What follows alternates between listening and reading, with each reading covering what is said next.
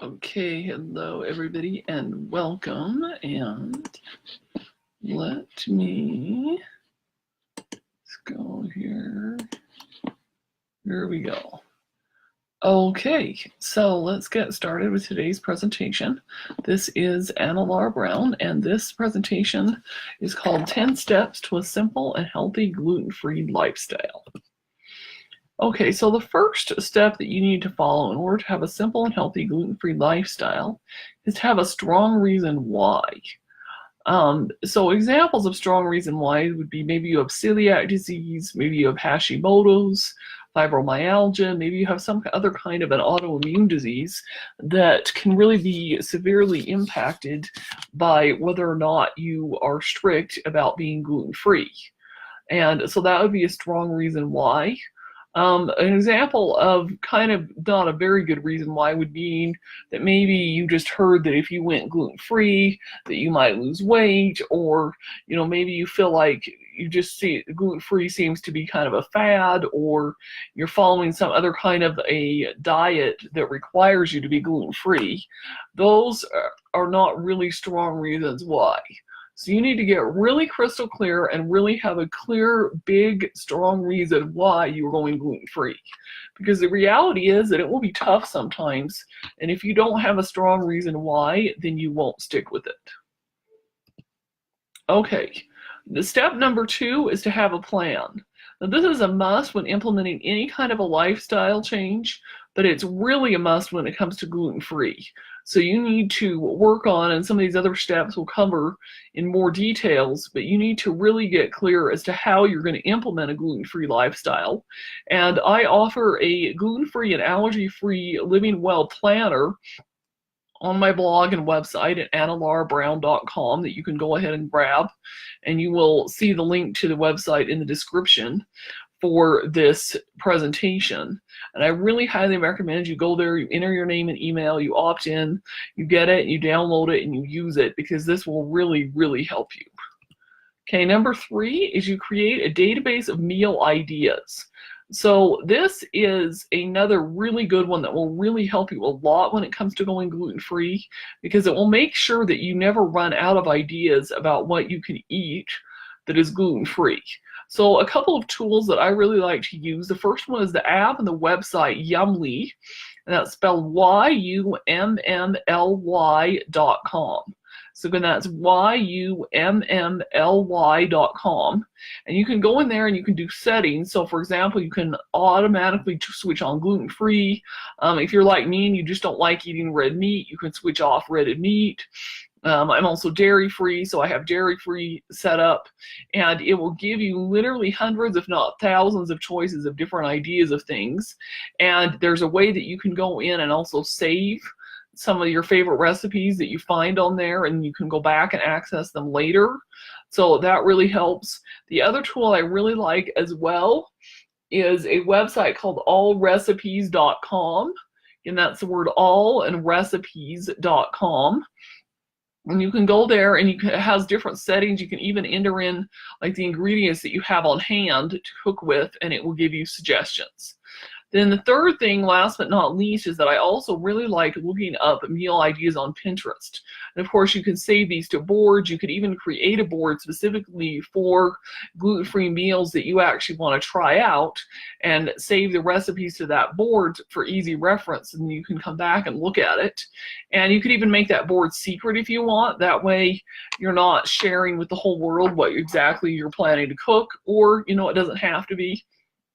But there are ways to use Pinterest kind of like almost a bookmarking type situation, where you can do that and have it as a ready reference, but it doesn't necessarily have to be visible to everyone.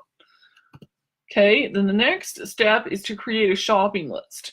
So you really want to go through and create a shopping list for living a gluten-free lifestyle. And I like to have a couple different shopping list options actually, and I include some templates for these again in my Living Well Gluten-Free and Allergy-Free Planner that you'll find on my blog and website, annalaurabrown.com.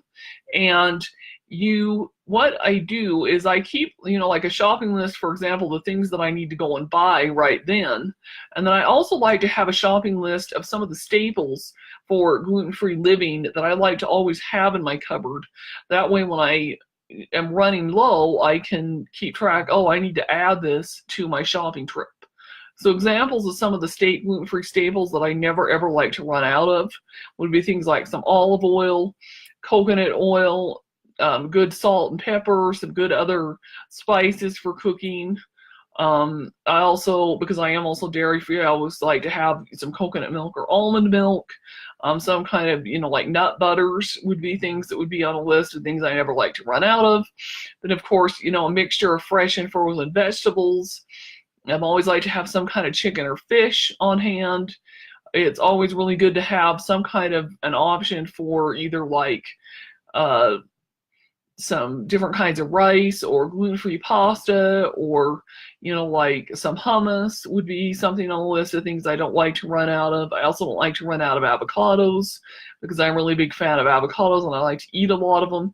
So anyhow, you want to just keep track of what are some of those gluten-free staples that you like to always have, and then you can keep that master list and then add those things to, when you run out or getting low, to just your standard list of what it is that you need to go to the store and buy. Okay, the next step is to plan your meals and snacks a week ahead. So I like to do this on Sunday night. I like to look ahead and say, okay, what am I going to be making for lunch to take with me to work? What kinds of snacks do I need? Do I have enough snacks? What, am I going to eat for breakfast every day? Which usually for me, I usually do smoothies just about every day. But sometimes occasionally I'll do like an egg omelet or some kind of like a gluten-free granola or something like that, cereal. But in general, I do a lot of smoothies. So breakfast, I don't really plan as much, but lunches, I definitely have to plan so that I know what I have for on the go, because I am not just working from home full time yet. I have a job that I go to almost every day. Right now, it's mostly Monday through Friday, but occasionally I even have to go to work on the weekends. And so, you get that, and then dinner, I want to make sure that I have a plan as to what I'm going to be able to eat so that I don't come home and just be starving and, make it easier for me to succumb to wanting to eat things that I know are not good for me. Okay, then the next step is to get support and accountability. So, it really, really helps when implementing a gluten-free lifestyle and then continuing to live that lifestyle to have some help and support and accountability from some people in your life that are close to you. So, if you are married or have a family, it can help to get support from your spouse or from your children. And, they don't necessarily have to be gluten-free themselves, but it helps if they at least understand the why behind why you're doing it. And if they are there and willing to help support you, you could also get an accountability partner, like maybe even via social media, long distance. You could find one via a networking group that you attend, maybe even a coworker could help you out. You could get some support and accountability by hiring a health coach. That's one of the things that I do with my clients as a health coach, is help support them. You just kind of get the idea. Okay, then the next thing you want to do is to prepare for difficult situations. So difficult situations would include things like if you're out traveling and you need to always make sure that you have gluten-free food that you can eat. If you're going to attend parties or other events where other people are going to be doing the cooking, and you need to make sure that you have something that you can eat, or that you have a way to explain why you may not be able to eat certain foods that are being served. Things like, even parties, events at work, different things like that. So you want to plan ahead and be prepared and realize, know how you're going to deal with things that may come up that may be a little bit difficult. The next thing you want to do is have a plan for staying motivated. A lot of us, when we get started being gluten-free, once we get into the habit and the swing of things, it can be really easy to stay gluten-free for a couple of weeks, maybe even a couple of months, maybe even a couple of years. But then down the long road, we can still struggle a little bit with the cravings and with staying motivated for being gluten-free. And so that's also goes back to the first one of having a big why.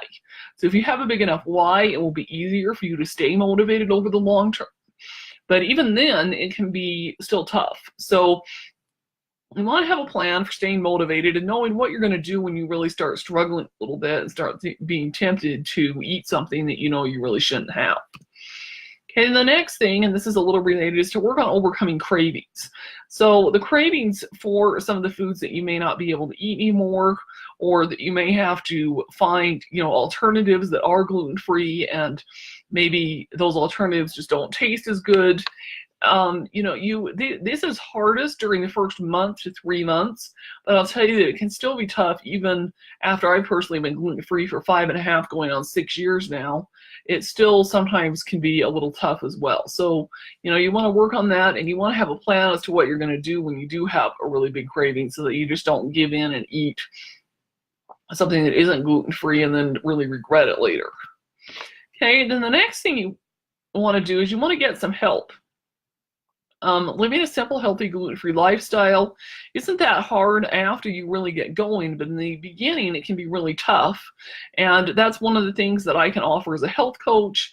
You can get in touch with me. You'll see the link that's with this video that offers you a free consultation. And yes, it is truly free, and we will go over some things like your health history and have just a personalized conversation to determine how I can help you, and if I really can help you, because I don't necessarily work with everyone, but I have been really successful at helping some people who needed to go gluten-free and had a really hard time doing it, at making it actually work for you. So with that, there we go. Those are the 10 steps to a simple and healthy gluten-free lifestyle. So the call to action on this, and I'm actually going to, let's see here, I can figure out how to stop sharing my screen. And actually try to go back, transition to sharing myself. Don't know if there's a way to do that, but anyhow, so I'm almost done. So anyhow, is to go to this URL, the annalaurabrown.com/wellness, and schedule your free consultation so that I can be busy helping you implement this simple, healthy, gluten-free lifestyle. And take care, and I look forward to assisting you further.